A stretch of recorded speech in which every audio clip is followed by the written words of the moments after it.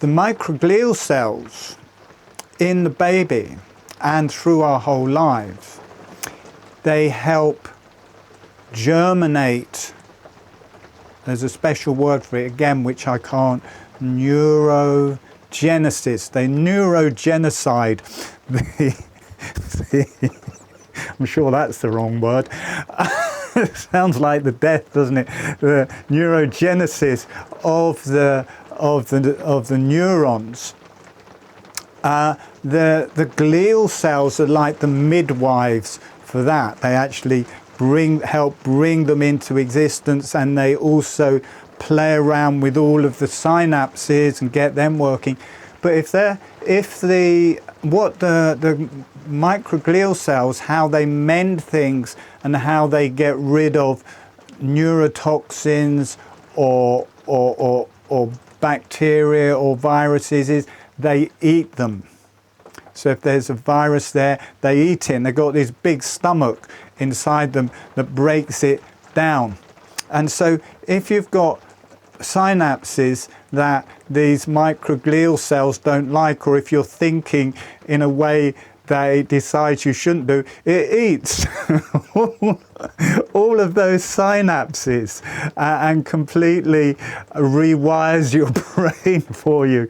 And if it doesn't like what the neurons are doing, it eats them. So you've got the neurons growing, and you've got these little fish swimming around eating the synapses and eating the gone off neurons. So the microglial cells are actually running the show. They're like the electricians, and if it wasn't for them, you just have this absolute, your brain would just be full of this mass of overgrown neurons and synapses just going everywhere. And the microglial cells go around editing them all and eating different synapses. If you're thinking wrong things, it's like the government. If you're eating wrong things, it eats the synapses. So, or if you're thinking the wrong thing, it eats the synapses that are doing that thinking, gets your thinking right. So this is really important for things like mental illnesses. If you're like depressed, this is quite often from you've got underactive microglial cells, and they're not doing enough pruning. And if you're hyper and going into some kind of thingy where your brain goes off for a while, it's because they're too active and doing too much pruning or getting it wrong. So they're really important, and they clear all of the debris. They eat the debris, they eat the viruses, they eat any bacteria. If you have a stroke, right? If the blood-brain barrier is broken and suddenly you've got blood spurting into the brain, they go up and they physically put their hands in the hole to block it up. They physically block up the hole so no more blood can come out, and then they go and eat all of the blood that's gone into the brain to get rid of it. So they're incredible little things. And as we work with these different cells of the brain, you find out they all have an intelligence. Like in the last one, we really got the feeling of the intelligence of the astrocyte cells. And if you don't think they're intelligent, think again, because when Einstein died, he didn't give permission, but they opened his brain nevertheless, because they thought it was going to be full of synapses and lots more synapses, lots more neurons. And it wasn't. He had the same amount of synapses, he had the same amount of neurons as everyone, but he had a plethora of astrocyte cells, these cells that they thought were fillers. That's what he had loads of, was astrocyte cells, and it gives you this non-thinking intelligence, able to go directly to the conclusion. Again, they're finding out in the same way as the microglial cells, they're like the mum, smack, smack, putting these neurons in place and making them, sorry, not snap, snap, do the right thing, neurons, and trimming them. The astrocyte cells, they are forming the blood-brain barrier. They're interfacing with all of the synapses, and they've got their whole communication system, 20,000 times as much information going through the astrocyte cells as through the neurons. And they didn't know about that. They couldn't see all of this communication going through the astrocyte cells till about 10 years ago. They didn't even know about it. So they're finding out all of these cells that they thought were fillers are highly important. So for these things like you feel too sad all the time, or you're depressed. I'm trying to remember the name of the other one where your brain just, where you have some kind of episode and your brain just goes off. I've forgotten the name for it, but that, all of these different so-called diseases of the brain that they try to give you different pills and things to work with. Now they're trying to manipulate somehow the microglial cells to do it, which is really ridiculous. As soon as you start giving drugs for these things, I work with people who have lost the plot, because I'd lost the plot for a long time, and you might notice it just that my plot never came back. But I help them, because quite often losing the plot is a spiritually enlightening thing. And I work with people who have I can't remember the word, whatever it's called, a thingy breakdown. Because a lot of it is they are just connecting to the higher energies. But rather than using drugs, rather than trying to make it right, because again it is a function of the microglial cells. They are organizing the neurons and different parts of the brain cell. We're going to connect those to the higher self. We're going to connect those to the original matrix. So we're balancing them with God rather than with pills. And then that gives, however we're evolving, that helps with our evolution. You may also all lose the plot in the same way as I've done after a while. And I've noticed working with the brain, for me anyway, it sends me into that place of and much more spiritual energy coming through and stepping aside, because you view the glial cells, you view the neurons and this place where they're like the anatomy of the intellect and many different things. And rather than being the mind and being the intellect, you become in a place of viewing it. Rather than viewing it, it brings you into a different level of consciousness. So that is what we're doing today. We're going to work with the cranial C and it flowing out through the body and back through the lymph. Then we're going to work with the microglial cells in the cranial C. Now the microglial cells, everything else is stuck together by long tentacles. The microglial cells are like fish. They just swim in and out, through here, there and everywhere. And if there's something wrong in one part of the brain, they all swim from one side of the brain off to the other side and fix it. And they show these pictures of an injury or a bacteria with all of these microglial cells around it, and it's in the middle. They're not just flowing with the current, and they all just go whoomph and go straight into this bacteria or virus. They just swim directly to it and eat it. Or if it's an injury, they swim to it and stick their hands and tentacles into, like if it's when your vein pops in the brain and you have a stroke, if it's a injured capillary, they just stick all their hands on it and seal it up physically. They're very clever.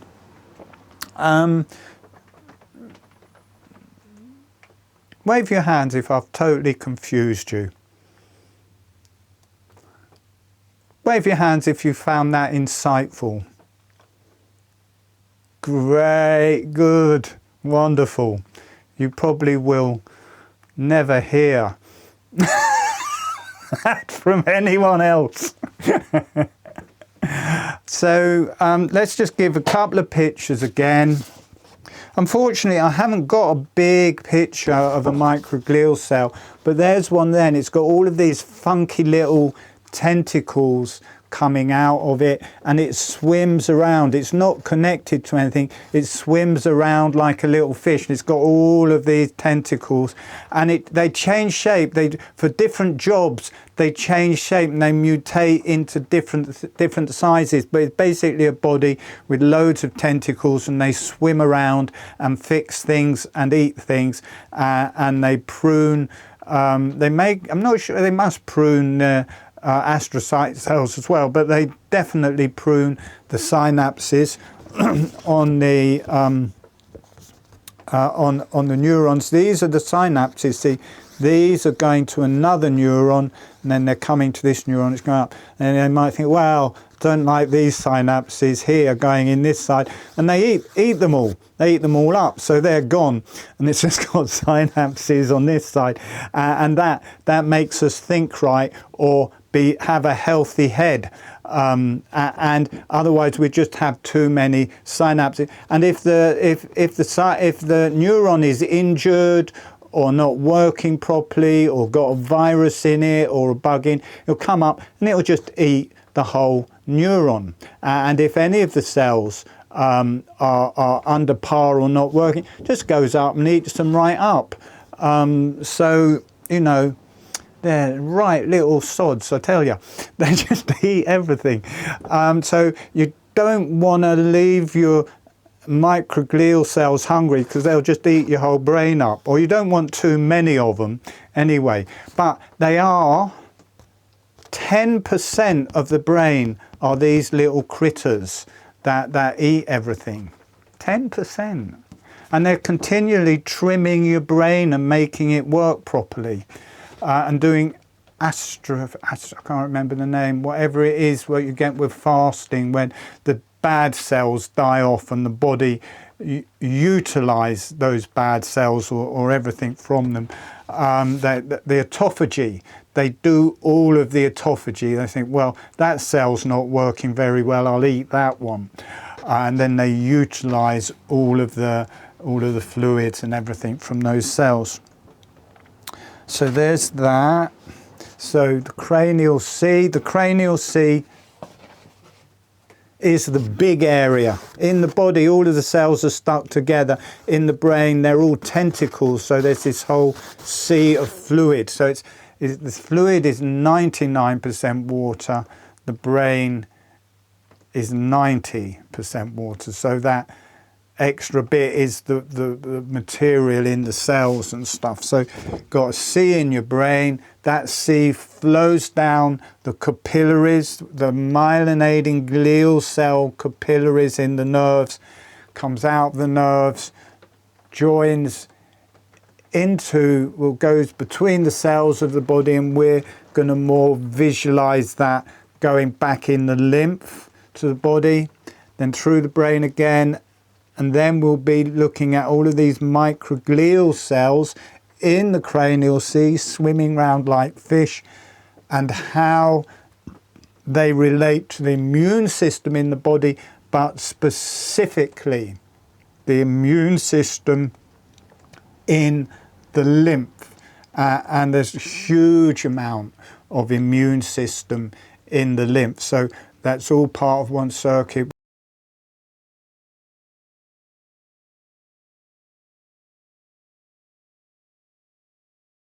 Holographic breathing, the lips are relaxed and closed, the tongue is relaxed and on the roof mouth, the breath is through the nose. On the in-breath, the jaw is gently opening. On the out-breath, the jaw is gently closing, and that motion of the jaw happens with the lips closed and the tongue on the roof of the mouth. I will demonstrate that. So you might not see much. It's a very subtle, small motion of the jaw.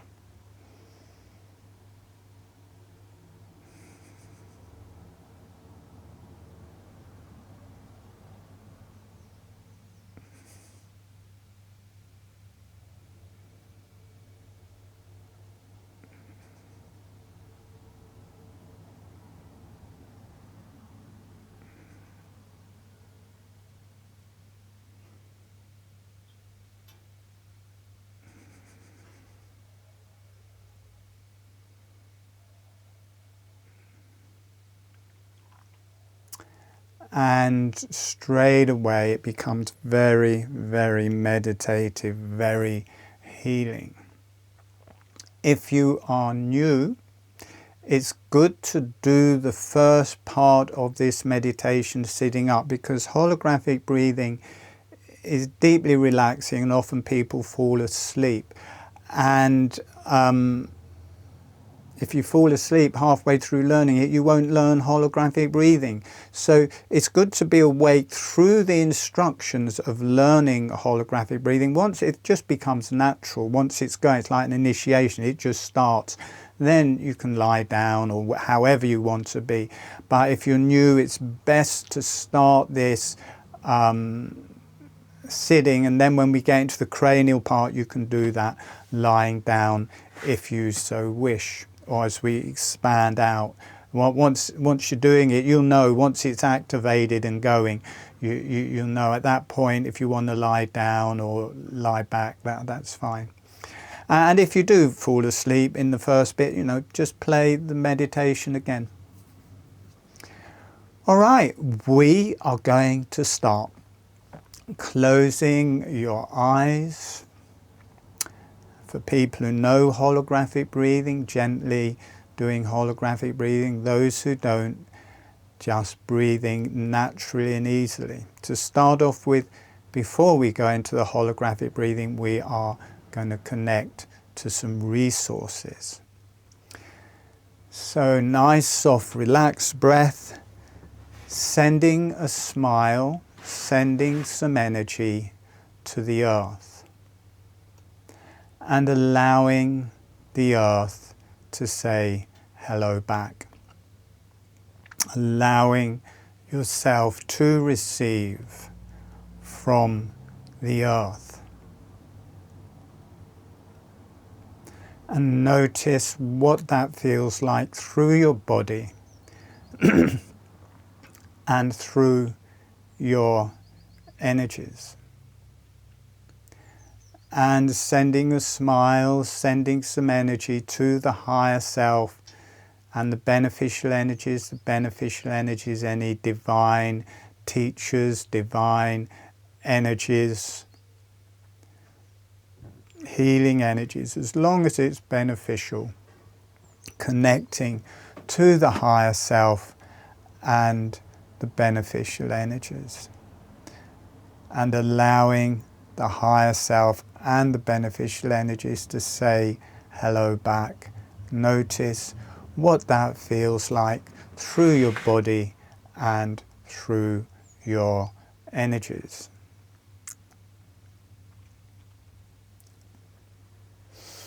And asking the earth, the higher self and the beneficial energies to be with you through the whole meditation as your guide and resource. And we're going to go through a list of exercises to learn holographic breathing. To start off with, the lips are relaxed and closed. The tongue is on the roof of the mouth, and it's as much as feels comfortable, so it may be half an inch of the tongue, an inch of the tongue, the whole tongue on the roof of the mouth. The tip of the tongue is close to or touching the front teeth, the upper surface of the tongue on the roof of the mouth, as much as feels comfortable. And now just with the lips closed and the tongue on the roof of the mouth, just gently opening and closing the jaw. It's a bit like chewing. We're not doing it with the breath. It's like a chewing motion up and down, just to get the experience that you can move the jaw and keep the lips closed at the same time. So vertical up-down motion, now slowing down that motion, making it slower. And when you feel ready, as the jaw is opening, letting the breath come in through the nose. And as the jaw is closing, letting the breath release through the nose. So this is the first part, working from the jaw or the mouth. As the jaw is open, it feels like a little bellows is drawing the breath in through the nose, and on the out breath, it's letting the breath leave through the nose.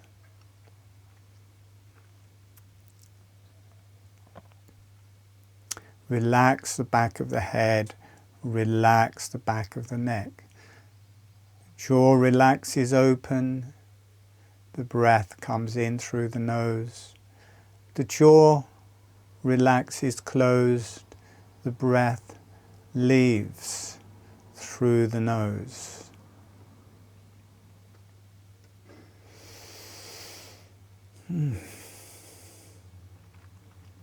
Feels like a little bellows.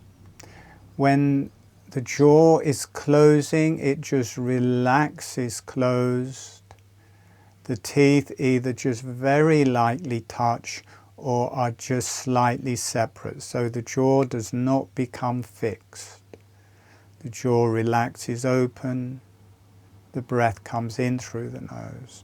The jaw relaxes closed, the breath leaves through the nose, but the jaw does not become fixed, it just is moving and relaxed. Now we're going to change the gestalt. We're going to bring the emphasis to the breath, and that the breath is moving the jaw. On the in-breath, the breath is coming in through the nose, the jaw relaxes open. On the out-breath, the breath is leaving through the nose, the jaw relaxes closed. Notice how it gets much softer, much more meditative. Breathing in through the nose, the jaw relaxes open. Breathing out through the nose, the jaw relaxes closed. Relax the back of the neck. Relax the back of the head. On the in-breath, the chest is opening, the jaw opens along with it. On the out-breath, the chest is closing, the jaw is closing with it. So we activated this breath from the jaw, but it spreads through the whole body, and then the jaw just follows the body. The chest is opening, the jaw follows it. The chest is closing, the jaw follows it. Breathing in, the abdomen opens, the jaw relaxes open. Breathing out, the abdomen closes, the jaw relaxes closed. Gently breathing.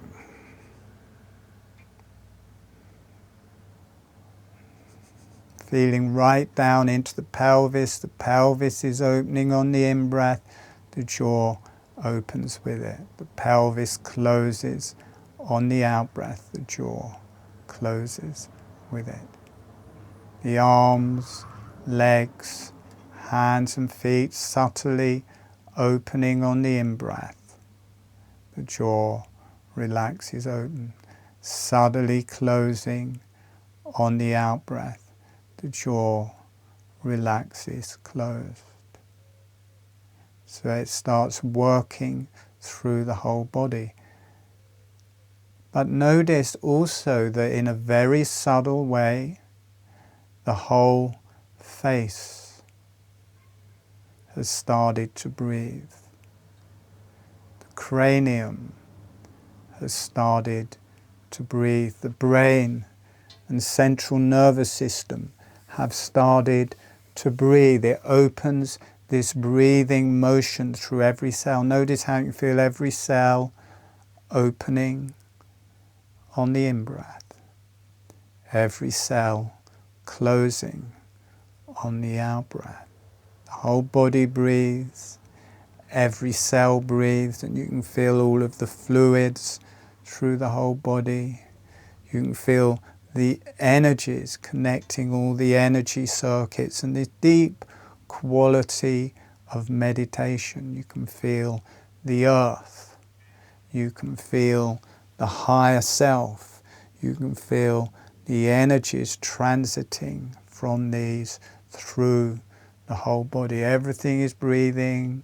All of the energies are breathing. Now we're going to more connect to the cranial fluid. We'll first connect to the cranial fluid that is in the ventricles and around the inside of the cranium.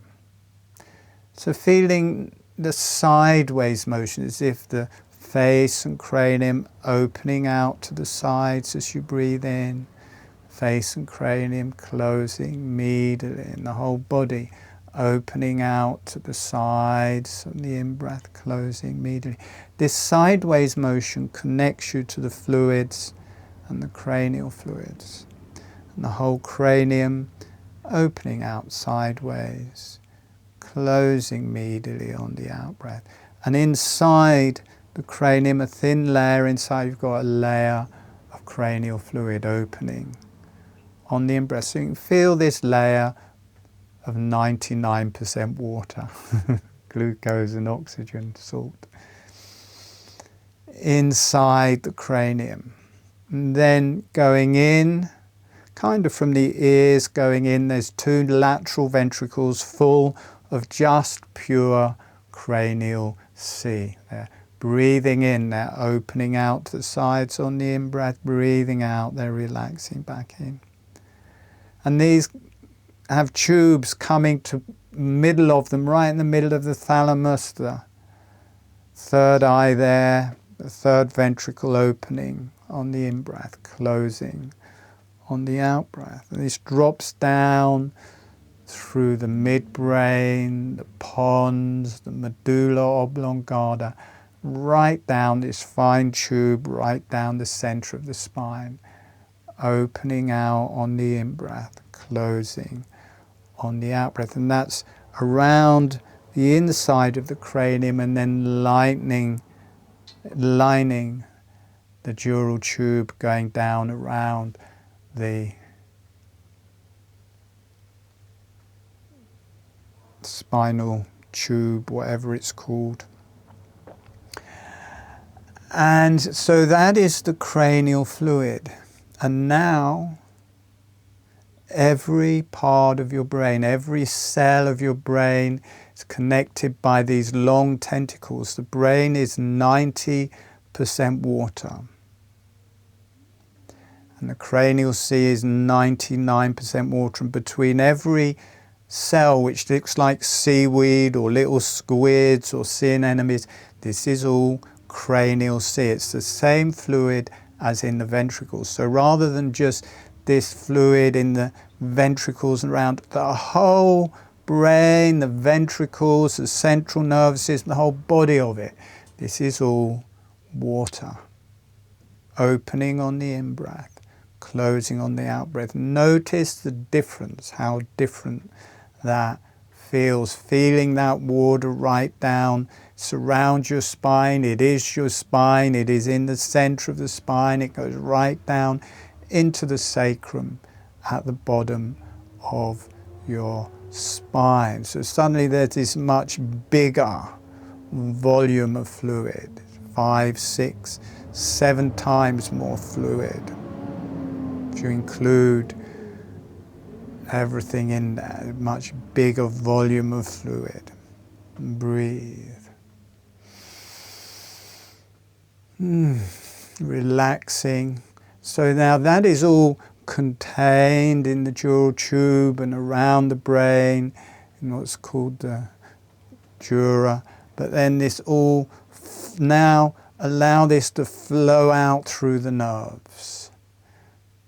This fluid is made in the myelinating glial cells and flows down through the myelinating glial cells. So every nerve is full of cranial C, producing cranial C, and there's these capillaries of cranial C flowing out, and this cranial C spreads out, down, through the nerves, through the whole body, through your chest, through your abdomen, out through your arms, out through the sacrum, through your pelvis, through your legs, into the hands and feet, into the face, around the cranial, around the face, around the cranium. So literally this body of 99% water flows out from the central nervous system through the whole body. Every part of your body is full of myelinating capillaries and nerve fibers. Every part is getting this C flowing out to it, and you feel the higher energies flowing in to this water body in your head, into there's a reservoir in your sacrum flowing into that, through the whole body of the brain, out, flowing out through the nerves, through every single part of your body. And it's water, and intelligence can flow through this water. It has an intelligence. We think of the cells as intelligence, but the cells, what are they? They're just fluid and bits.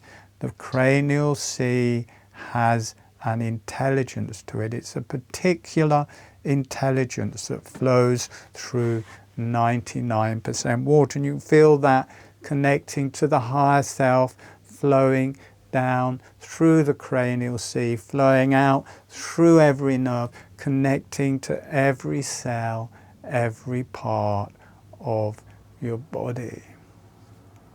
And it flows out of these myelinating capillaries, out through the nerves, and it goes into the interstitial fluid of the body, goes into the lymph ducts, and makes its way back to the heart.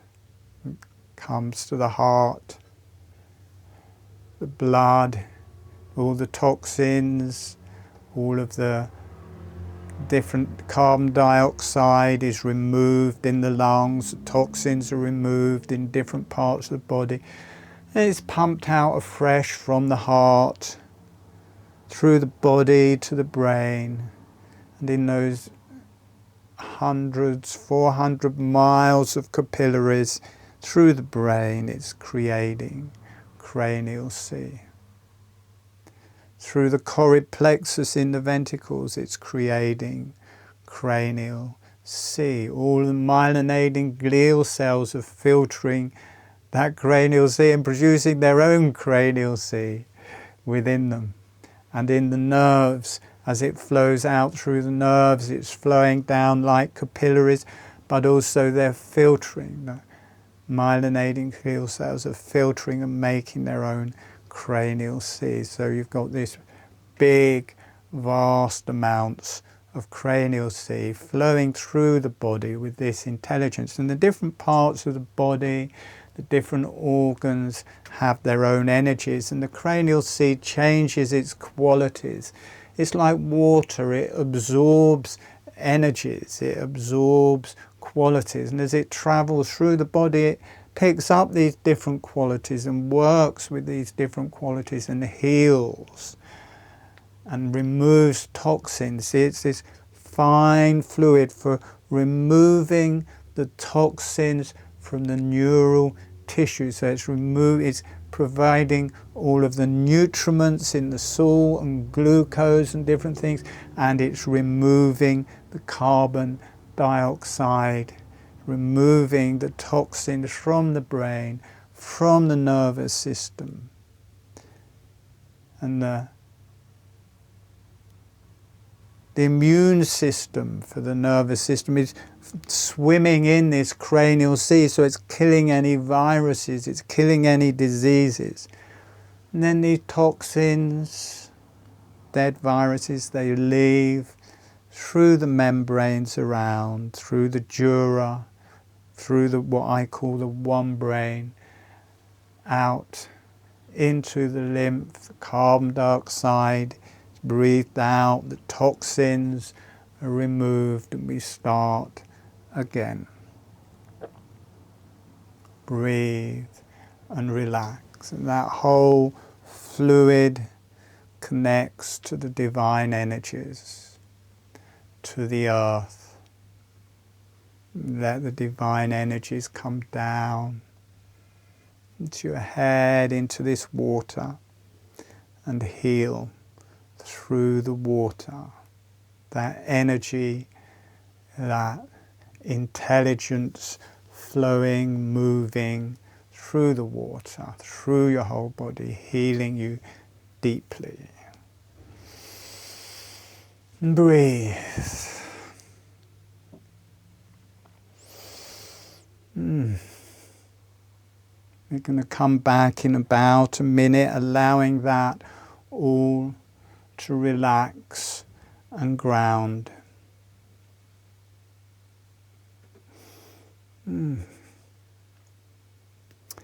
And sending a thank you to the earth, a thank you to the higher self and beneficial energies. Letting the energies go off love and healing to the earth, the higher self, the beneficial energies, allowing yourself to be loved and healed. And when you feel ready, gently allowing yourself to come back.